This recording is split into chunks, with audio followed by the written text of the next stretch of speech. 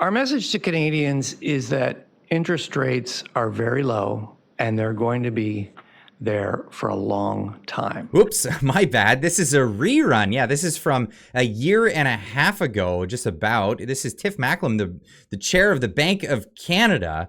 Well, just before he raised the interest rates, and they kept raising until they got to about 5%, and they're still there today. And the announcement is that they're going to stay there. Well, at least for a while.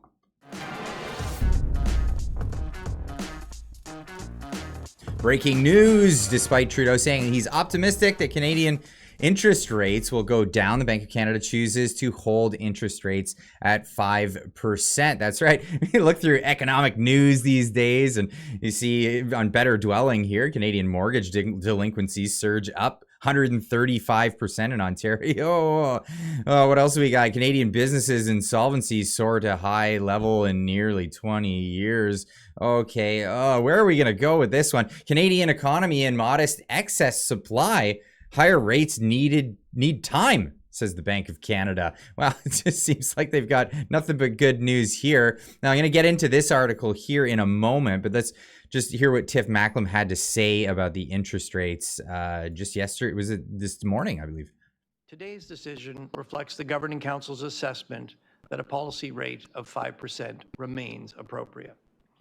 It's still too early to consider lowering the policy interest rate.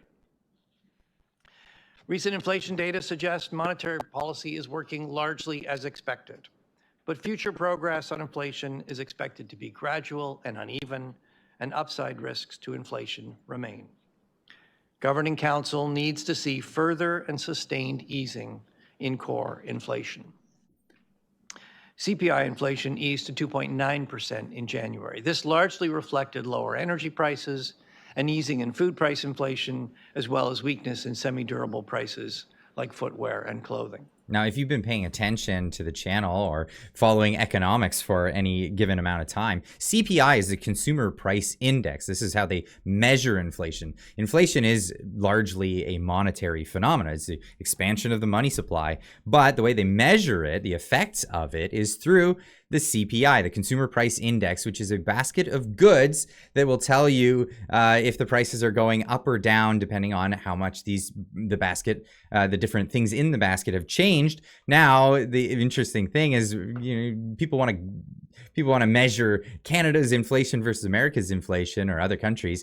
The thing you need to know is that the baskets are not the same across all the countries, and over time either. They change often the items that are in the basket to reflect better numbers, of course, because, well, it's a popularity contest when it comes to this stuff. So if you can make people feel that the inflation numbers are low, well, then maybe they'll not come after you as they have been quite high. If you're actually buying food, you might see this as a completely different story than what you hear from the likes of Chrystia Freeland, for example. I'll let him continue. But shelter price inflation remains elevated and is still the biggest contributor to overall inflation. Shelter price inflation, housing. More broadly, underlying price pressures persist. Our preferred measures of core inflation eased in January, but remain above 3% on a year-over-year and a 3-month basis. As well, the share of CPI components rising faster than 3% declined, but is still above the historical average. Looking ahead, we continue to expect inflation to be close to 3% through the middle of this year before easing in the second half. Gasoline prices are expected to continue to add volatility to inflation in coming months, and shelter price pressures are likely to persist. Well, why do you think the gasoline prices are going to give volatility? Perhaps they're lining up to bring more fuel taxes with the carbon tax.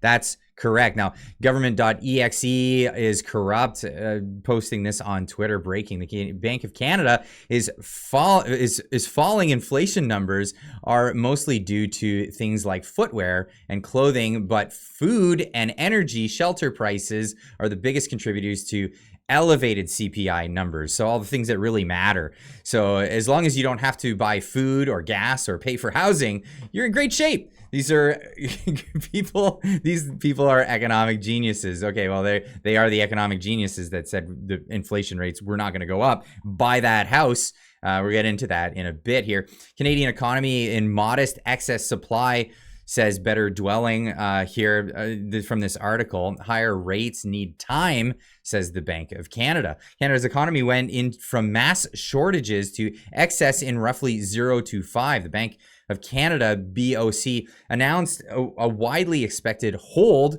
for its key interest rates this morning. Actually, most people are saying that no economics say that the interest rates need to go up. They need to go up if you're going to have the prices in housing and all these other things go down.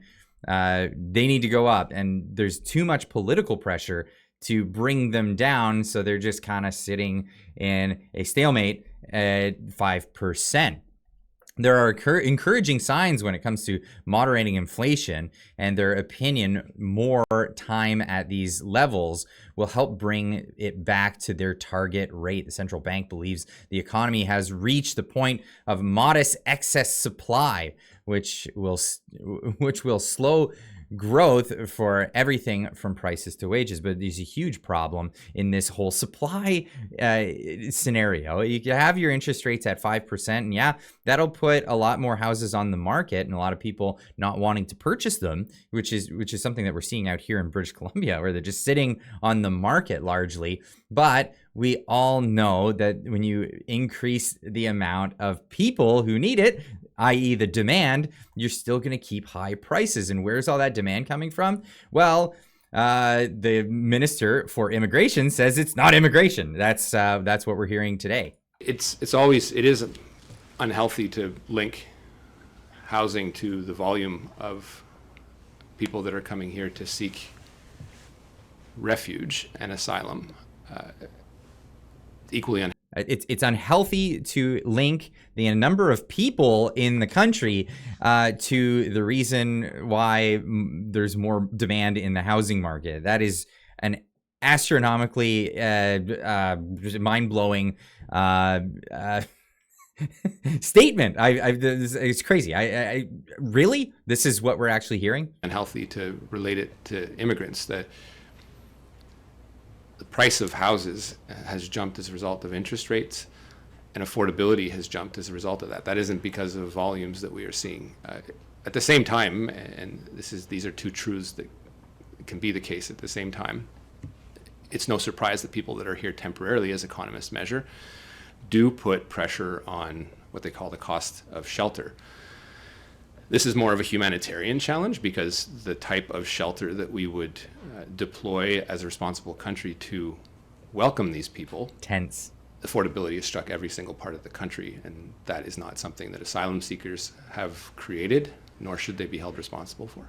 It is crazy to hear this kind of rhetoric coming from the immigration minister in Canada. Of course, the number of people reflects on the supply and demand curve when it comes to housing and affordability in the country. And when we have a policy of bringing in 500,000 new people, and I'm not talking about refugees, I'm not talking about even the student visa program. We're talking about bringing in 500,000 new souls to this country every year, and we cannot keep up with the demand on housing people. And this is really what it comes down to. Now, of course, this was the scene just a year and a half ago with Tif Macklem, and listen to what he says after saying that they're going to keep interest rates low. Our message to Canadians is that interest rates are very low, and they're going to be there for a long time. We recognize that Canadian businesses are facing an unusual amount of uncertainty. And yes. So we have been unusually clear about the future path for interest rates.